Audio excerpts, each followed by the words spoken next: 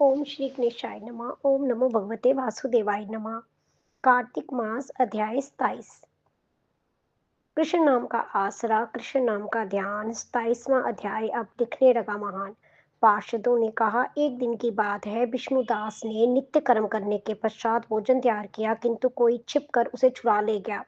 विष्णुदास ने देखा भोजन नहीं है, परंतु उन्होंने दोबारा भोजन नहीं बनाया, क्योंकि ऐसा करने पर सायंकाल की पूजा के लिए उन्हें अवकाश नहीं मिलता। अतः प्रतिदिन के नियम का भंग हो जाने का वही था। दूसरे दिन पुनः उसी समय पर भोजन बनाकर वह जो ही भगवान विष्णु को भोग अर्पण करने के लिए गया, तो ही किसी ने आकर फिर सारा भोजन हड़प लिया। इस तरह 7 दिनों तक लगातार कोई उनका भोजन चुरा कर ले जाता रहा। इससे विष्णुदास को बड़ा विस्मय हुआ।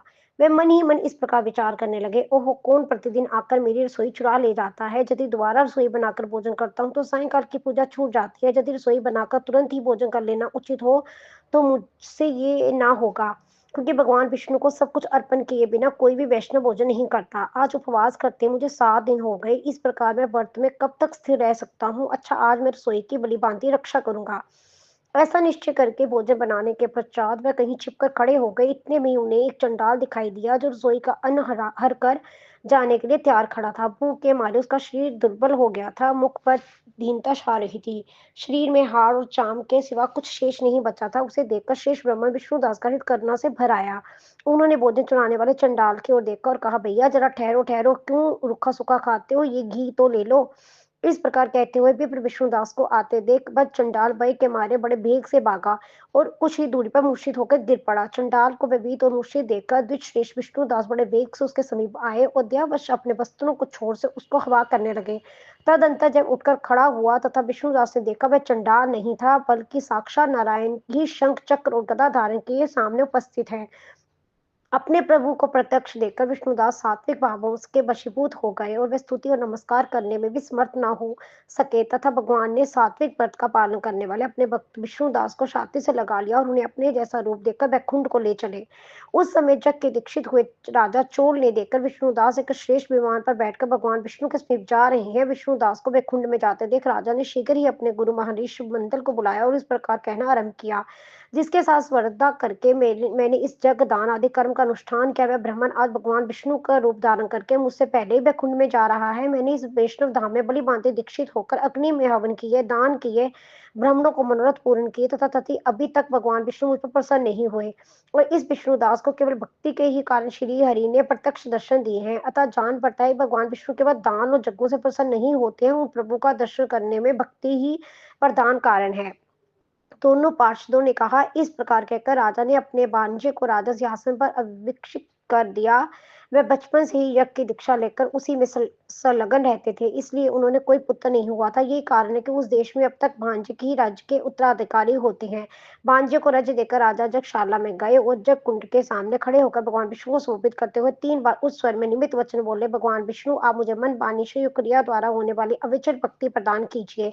इस प्रकार का वह कहकर सबके देखते देखते अग्निकुंड में कूद पड़े। बस उसी क्षण बक्सवल भगवान विष्णु अग्निकुंड में प्रकट हो गए। उन्होंने राजा को छाती से लगाकर एक श्रेष्ठ विमान पर बैठाया और उन्हें अपने साथ लेकर वैकुंठ धाम को प्रस्थान किया। नारद जी बोले, हे राजन, जो विष्णुदास थे वह तो पुण्यशील नाम से प्रसिद्ध नामक भगवान के पार्षद हुए, और जो राजा चोला था वह उनका नाम सुशील हुआ। इन दोनों को अपने ही समान रूप देकर भगवान लक्ष्मीपति ने अपना द्वारपाल बना लिया। ओम नमो भगवते वासुदेवाय नमः। अध्याय 27 संपूर्ण हुआ। ओम श्री गणेशाय नमः। ओम नमो भगवते वासुदेवाय नमः। अध्याय 28। पढ़े सुने जो प्रेम से वह हो जाए शुद्ध स्वरूप। जी 28वां अध्याय। कार्तिक कथा अनूप। धर्मदत्त ने पूछा, मैंने सुना है कि जय और विजय भी भगवान विष्णु के द्वारपाल हैं। उन्होंने पूर्व जन्म में ऐसा कौन सा पुण्य किया था जिससे वह भगवान के समान रूप धारण करके वैकुंठ के द्वारपाल हुए। दोनों पार्षदों ने कहा, ब्राह्मण पूर्व काल में त्रिनबिंदु की कन्या देवहूति के गर्भ से महर्षि कंदर्प की दुष्ट माता से 2 पुत्र उत्पन्न हुए थे। उनसे बड़े का नाम जय और छोटे का नाम विजय हुआ।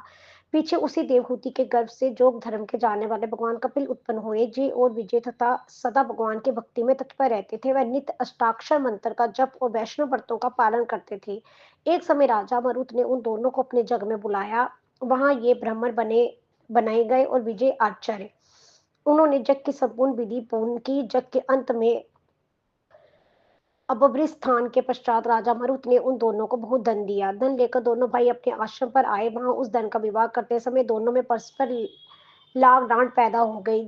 जय ने कहा इस धन का बराबर बांट लिया जाए। विजय ने कहा था नहीं, जिसको जो मिला है वही उसके पास रहे। तब जय ने क्रोध में आकर लोभी विजय को श्राप दिया, तुम ग्रहण करके देते नहीं हो, इसलिए ग्रह अर्थात मगरमच्छ हो जाओ।